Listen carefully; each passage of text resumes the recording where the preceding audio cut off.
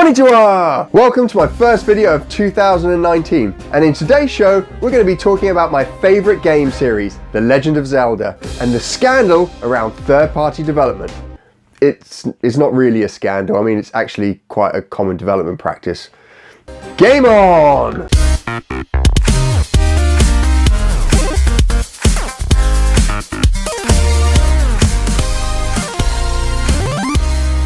Before we get into today's show, I just want to welcome all those who've joined the Retro Gamer Boy community. My name's Mike, and if you don't know, I'm a video games developer and I've made games like this, and I still make games like this, but what my real passion is games like this, retro video games. So if you're into gaming or retro video gaming, then why not consider joining the community here at Retro Gamer Boy by subscribing to the channel. And if you don't want to, then don't. So in today's show we're going to be looking at one of my most favourite video game series of all times, and that's The Legend of Zelda. Now The Legend of Zelda is one of Nintendo's most successful first-party titles, and if you know anything about Nintendo, you'll know that their first-party titles are often the platform drivers for all of their devices and consoles. Now as a first-party flagship title, you'd expect all Zelda games to be developed internally by Nintendo themselves. But that's not always been the case, and in fact Nintendo have outsourced a number of Zelda titles to third-party developers. And in today's show we're going to be looking at all those Legend of Zelda titles that were not made by Nintendo themselves.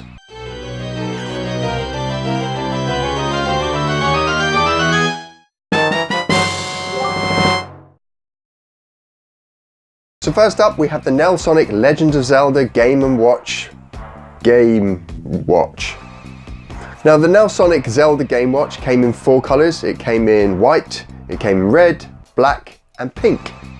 The game sees you play as Link in a top-down dungeon crawler, whereas Link you have to go around rooms collecting weapons and items to defeat enemies, and then finding keys that allow you to access more rooms. Now there are 4 rooms to each dungeon, and there are 4 dungeons, and each dungeon has a dungeon boss for you to defeat. And when you defeat each dungeon boss you get a piece of Triforce. So that means you get 4 pieces of the Triforce, and once you get those 4 pieces of the Triforce, I mean it's freaking 3 pieces, it's not 4 pieces, but once you get those 4 pieces of the Triforce, then you've completed the game and you go through the dungeons again, and so it infinitely continues and you have a score that you can build up as well.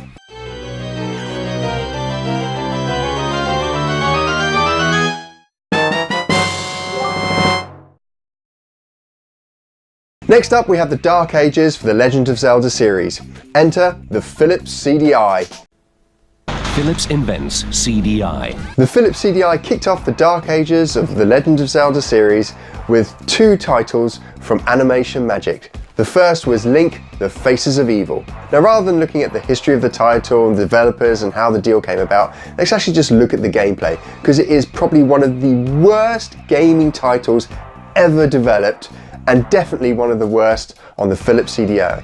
Gee, it sure is boring around here. My boy, this piece is what all true warriors strive for. It is written, only Link can defeat Ganon.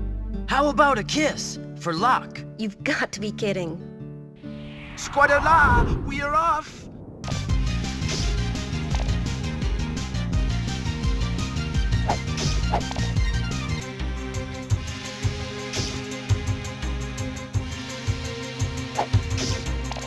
Biggest crab I ever caught. It's a Goma. You're pretty good. Here. Thanks.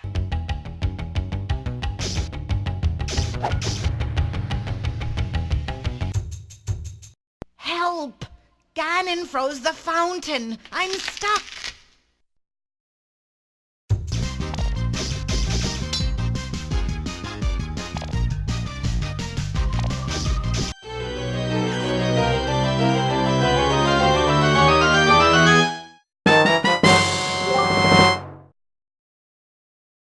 Next up we have Zelda and the Wand of Gamelon, and it doesn't get any better. But Father, what if something happens to you? I'll take the Triforce of Courage to protect me. I don't understand the animation. Who moves in and out like this? If you don't hear from me in a month, send Link. Impa?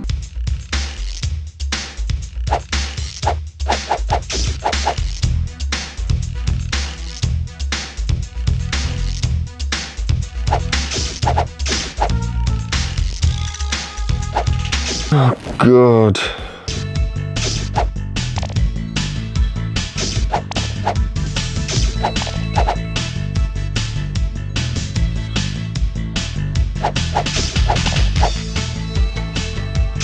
Hello, dearie. Oh, just a minute.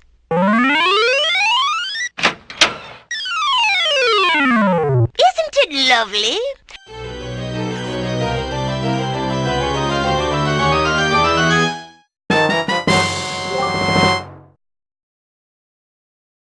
So the series has taken an all-time low with these two games, but things are about to get worse with Zelda's Adventure for the Philips CDI. So Viridis Corporation developed Zelda's Adventure, and this new release would mark a new direction, both artistically and gameplay-wise, for the Zelda series on the Philips CDI. Let's take a look.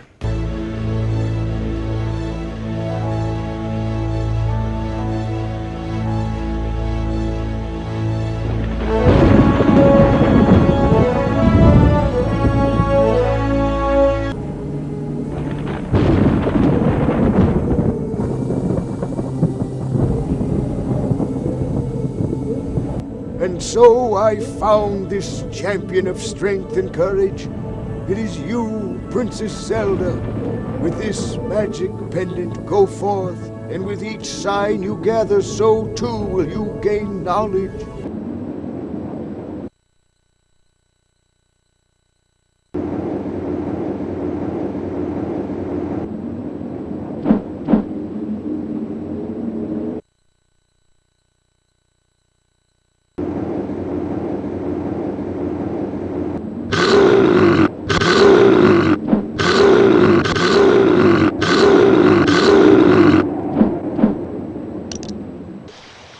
Oh, fair princess, pity a suffering creature exiled from great Wimbish in the north.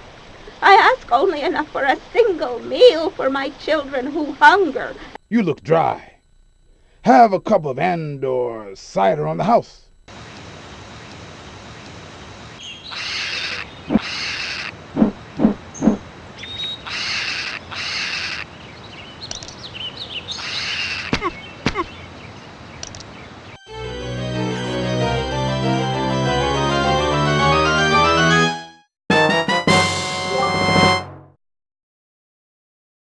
With the Philips CDI versions of The Legend of Zelda firmly behind us, it's time to enter the golden age of The Legend of Zelda and third-party development for Nintendo.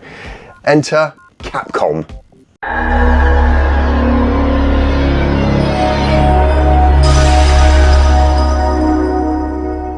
Now, Capcom had already established themselves on the world's gaming stage as a premium AAA games developer, primarily of action and arcade video games. With Capcom's development credentials assured, Nintendo gifted Capcom 4 Zelda titles, and they were absolute crackers. Capcom took the Legend of Zelda game series and crafted 2 fantastic games to start with. The first being The Legend of Zelda Oracle of Ages.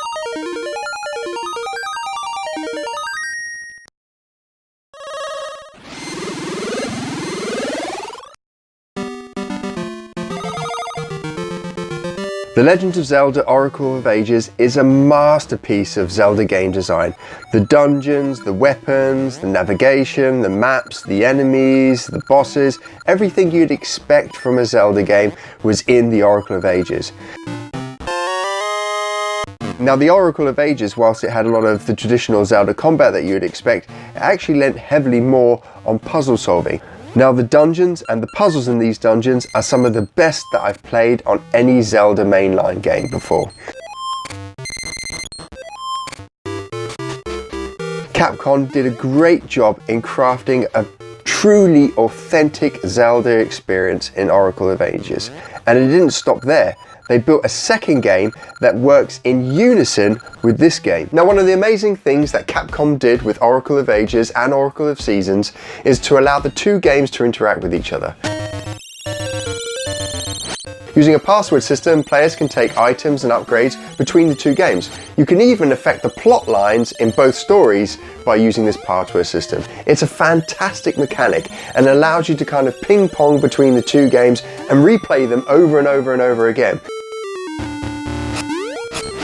Now whilst Oracle of Ages is a lot more puzzle focused, Oracle of Seasons is a lot more combat focused. Both games play similar to Link's Awakening, but Capcom did a fantastic job in developing new mechanics for each of these games. In all, both these games are worth picking up for your Game Boy Advance.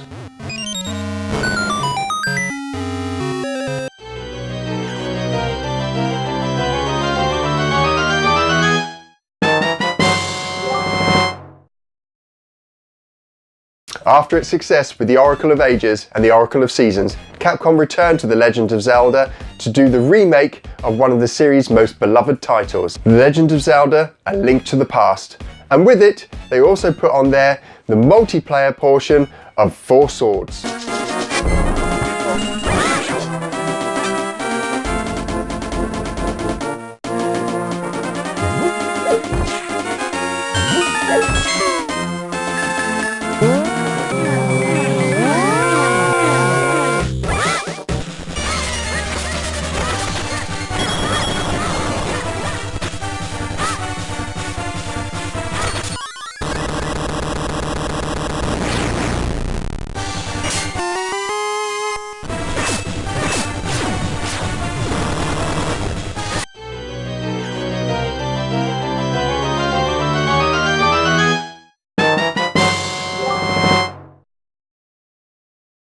Finally from Capcom, we arguably see one of the best titles for the Zelda series on a handheld device, and that's The Legend of Zelda: The Minish Cap. The Minish Cap is actually a prequel to the Four Swords storyline.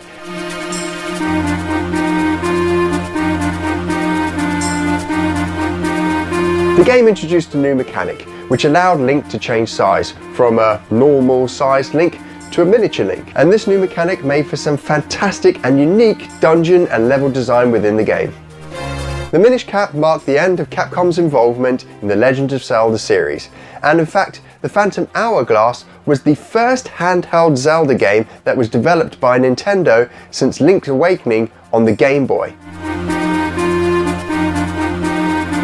Capcom's tenature of The Legend of Zelda of handheld devices was fantastic, and they produced some of the best titles in the game series.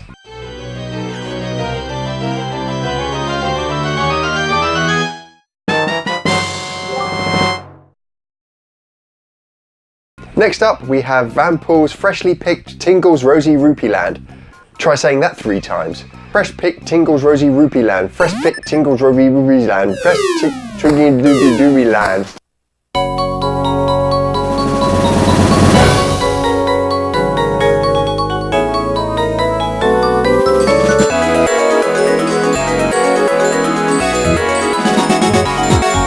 Now the aim of the game is to collect as many rupees as you can, and then to deposit these rupees in a tower, which allow this tower to grow.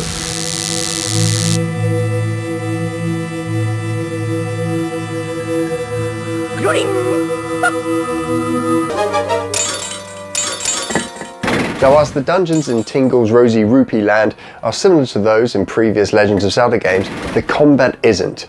Whereas the combat in Zelda games are very direct. You press the buttons, Link waves his sword and kills baddies. With Tingle, you run into the enemy, you're then surrounded in this kind of dust ball as you and the bats or the monsters are kind of fighting. You bounce around the screen by pressing the different directional buttons or on the screen itself with the stylus. And as you fight, you'll lose rupees. Now if you win the fight by kind of moving and bouncing around enough, you'll actually gain those rupees back, and usually more along with rare items.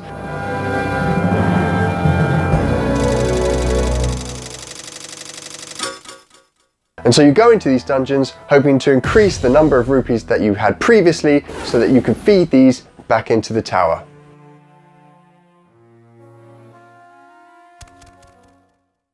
The game also has a very shallow bartering system in it, which allows Tingle to go around to different characters in the game and trade rupees for information or new items. It is quite a quirky and at points a disturbing spin-off title, and definitely worth looking into.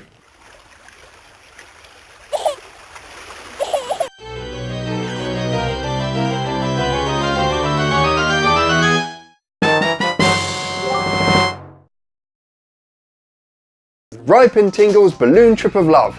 That's the title of our next spin-off title starring Tingle from Vanpool Studios. If we thought the last title was a little awkward with Tingle, it's about to get even more awkward.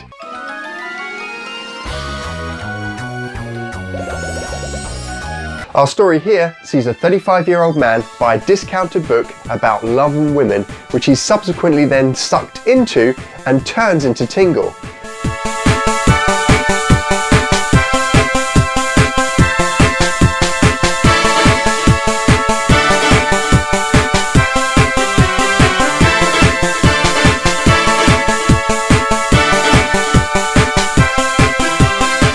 He then teams up with a tin lady, a lion and a scarecrow to go and woo the hearts of women around the kingdom. The game's wrapper is very similar to The Wizard of Oz, although The Wizard of Oz doesn't have a 35-year-old pervert in a green lycra suit and red pants running around trying to chat up women.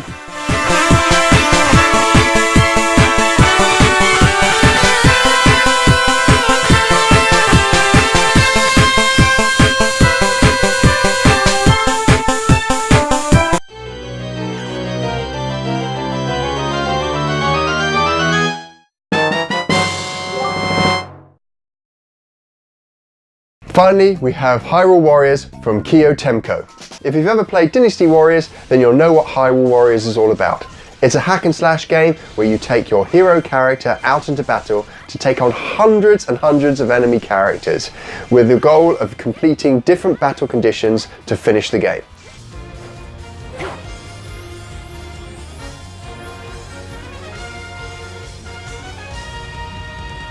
Whilst the game doesn't have the same mechanics as a traditional mainline Zelda game, it does have a fresh and fun way of experiencing the Zelda universe. Now, the original game came with a ton of content. A mainline campaign, a ton of characters to unlock and upgrade, quest modes, battle modes, there was an absolute ton that you could get. And then there was a huge amount of DLC which added to the campaign, to the quests, weapons and characters.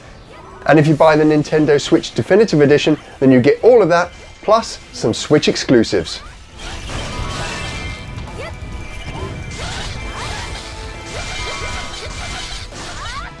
From the dark ages with the Philips CDI, through to the golden era of handheld gaming with Capcom, Zelda and third-party development has seen some of the worst and some of the best games in the franchise.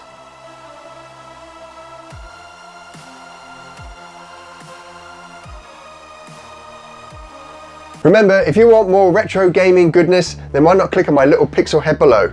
If you're a big Zelda fan like me, you may be interested in watching this video here, where I look at my favourite game across every single generation of console.